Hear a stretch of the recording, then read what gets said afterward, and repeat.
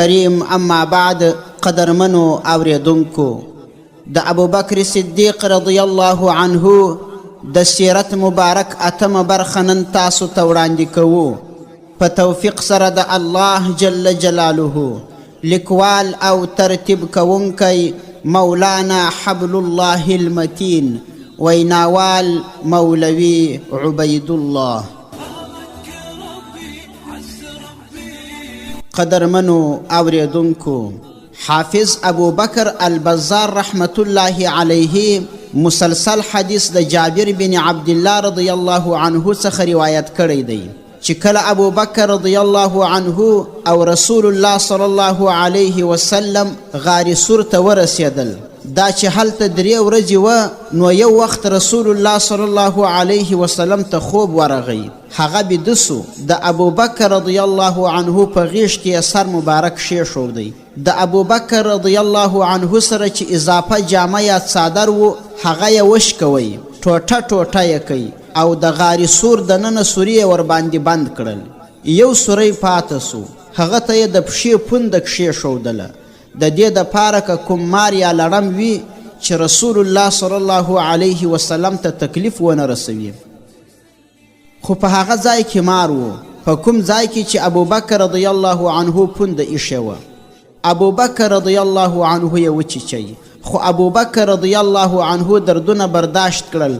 هغه نه غوښتل چې رسول الله صلی الله علیه وسلم د خواږه خوبه څخه راویښ سي، خو بې اختیاره یې د زیاته درده څخه اوښکې د رسول الله صلی الله علیه وسلم پر مخ مبارک توی سوې چې رسول الله صلی الله علیه وسلم راویښ سو. پوښتنه یې وکړه چې ولې او څه پیښه وسوه؟ ابوبکر رضی الله عنه ورته وویل مار وچیچلم.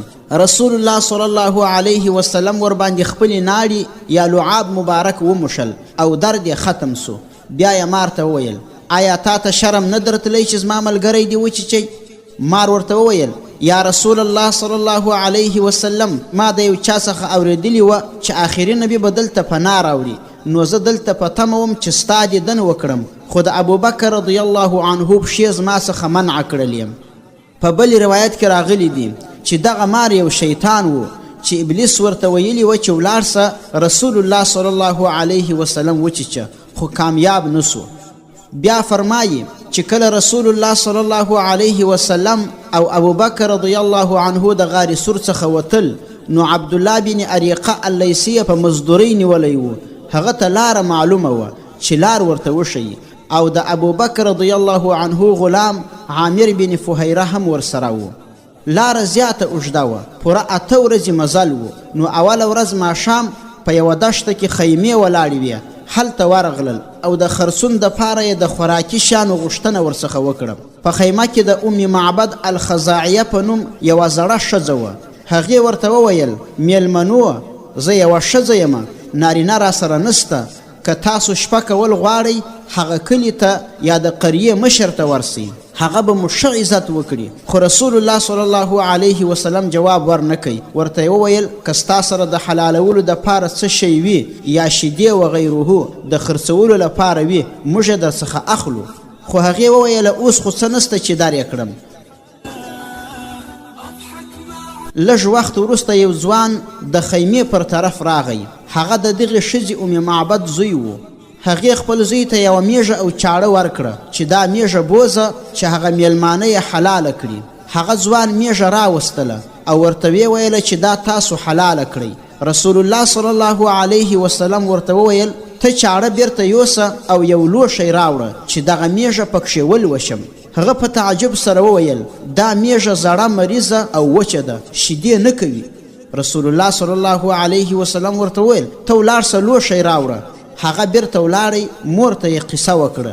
هغې هم تعجب وکړی چې دا څرنګه خلک دي د وچې میږې د شیدو تمه کوي. خو هغه ځوان لوښی راوړی. بیا رسول الله صلی الله علیه وسلم بسم الله الرحمن الرحیم وویل.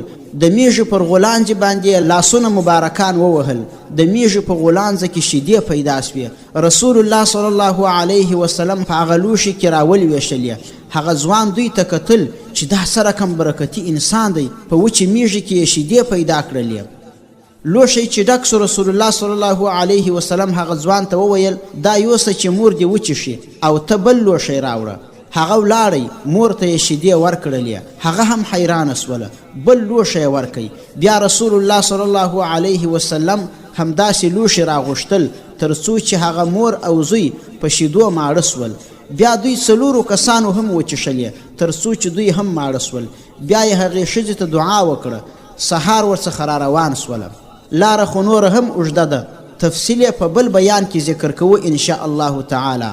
خو د دې ښځې نور معلومات دا دي چې الله جل جلاله یې په مال کې برکت واچوي، مالداري یې زیاته سوه تر څو چې یې خپل د مالداري یوه برخه مدینې منورې ته د خرڅلاو دپاره راوستل. ابوبکر رضی الله عنه په بازار کې روان و چې هغه ځوان ولیدی. مور ته یې غږ وکړي چې مورې هغه سړی خو دغه دی چې زموږ خیمو ته د هغه برکتي سړي سره راغلی و.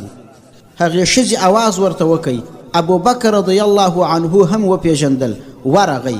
هغې ښځې ورته وویل ستاسو په دعا خو زموږ مالداري زیاته سوه، خو هغه برکتي سړی چیرې دی؟ ابوبکر رضی الله عنه ورته وویله ته هغه پېژنې چې څوک و؟ هغې وویله نه. ابوبکر رضی الله عنه ورته وویل هغه خو زموږ رسول الله صلی الله علیه وسلم دی کوم چې اوس دلته اوسیږي. هغې ورته وویله موږ بوځه. بیا ابوبکر رضی الله عنه رسول الله صلی الله علیه وسلم ته بوتلل.